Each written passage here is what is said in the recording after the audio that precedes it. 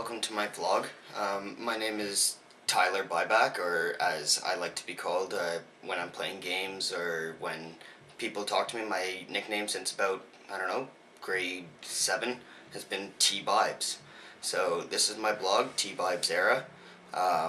It's my time to talk about anything that I have on my mind. So just to give you a little bit of background about myself, my favorite pastimes are snowboarding, which actually I'm about to go and do after I'm finished with this. But so my favorite pastimes are snowboarding, basketball. I even have my snowboard up here in the corner. It's quite nice. New LibTech, it allows me to grind through the ice like nothing's even there, like it's powdered snow. Anyways, so I enjoyed the terrain park and stuff like that, and I also used to be on a racing team, which is what actually got me into snowboarding in the first place. In my free time, I love photography, which I'll show you some pictures at the end of this vlog. I prefer sunsets or plants or just stuff like that. It makes for beautiful subjects and pictures.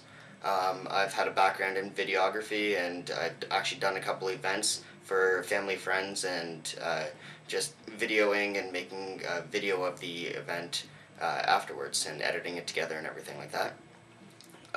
I've done a lot of programming, and even through high school I made several games in my school projects, which is the reason I decided to come into this. And I feel like with my photography and my video background, I understand the design aspects of what people want to see in games and how it looks. I have actually taken on the role of being the main modeler and artist in the game because I know a lot of the design aspects that are necessary for the game. Last year, first semester, I made the game Slugs, which was a text-based game. It was pretty much a game where you're shooting around text-based blocks from side to side in a turn-based style, a lot like the game's Worms, or Tanks.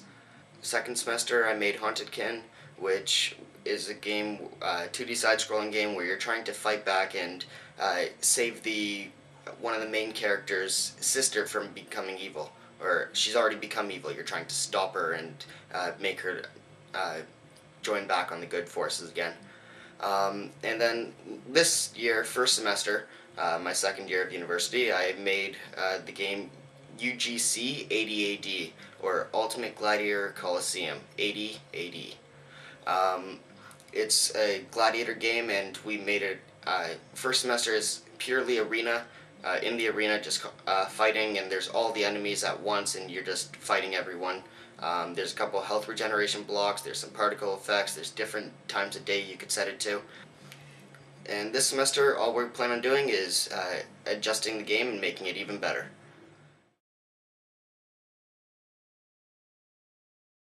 So to change it, we were going to improve the Coliseum a lot, make all the artwork a lot more well, our original characters were sort of Lego style, so we're making it a lot more Lego-y and like following the same theme, so it's easier to get into, because it's right now it looks like there's a bunch of different types of characters. So making it all look the same and the same theme will draw in users and make it more believable.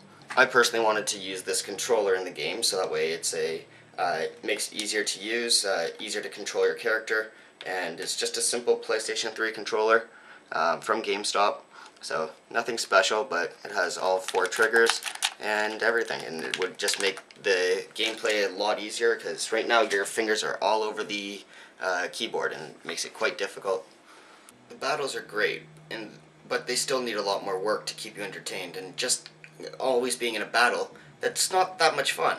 We're going to sharpen them up a bit, so that way you actually have some recoil when you get hit by the enemy, and you actually take time to recover from your attacks. Like when you slash a sword, you don't just pull it back right away. You're going to slash, and then you're going to slowly sort of bring it back, unless you're going straight into another backward slash. So we're just going to make it a bit more realistic.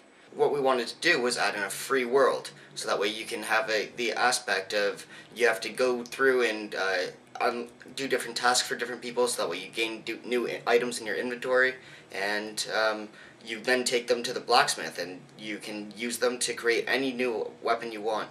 You choose which items you want to combine, and the blacksmith will give you a new designed weapon with better strength or better perks or something, either faster attacks, faster recovery, whatever, something. There's some sort of advantage to any of the new weapons. So it allows for that extra touch and makes it more personalized. That's something that I find a lot of gladiator games and fighting games do not have. You can't actually customize your own weapons. You can only choose different perks to put on them. However, like, it would be nice to pick up new items and combine them together. And we're redesigning our world. For our map, we're going to have 2 Colosseums and a city in the middle, and it's going to involve a new free world roaming aspect to it. The discussion question of the week. The discussion question lies in the where do we place the 2 arenas. My opinion was we place the arenas at different ends of the map, and there's going to be a lake or something like that up here, and village houses in the middle, and forest trees and stuff like that. Or the other option was we can do it sort of like this, where you have 2 arenas side by side and the blacksmith shop in the middle. In this one, the blacksmith shop would be in the middle in here. So the blacksmith shop would be in between the 2 arenas. That way it makes it very easy to go between, and you know exactly where everything is. It's less of a walk to get from one battle to another. I think putting the arenas across the map gives more options and allows for unlocking of new worlds within the game. So you have to beat a certain amount of people at one arena before you get across, or we could do the same sort of thing, just keep them locked right beside each other so you can see where they are. Anyways, that's where I would like you guys to help me and figure that out. So let's hear what you say. Do you think that we should put it both right beside each other, or one on either end of the map? I look forward to hearing what you're saying. Please don't forget to give me reasons. Thanks, and I'll see you next time on T-Bibes Era.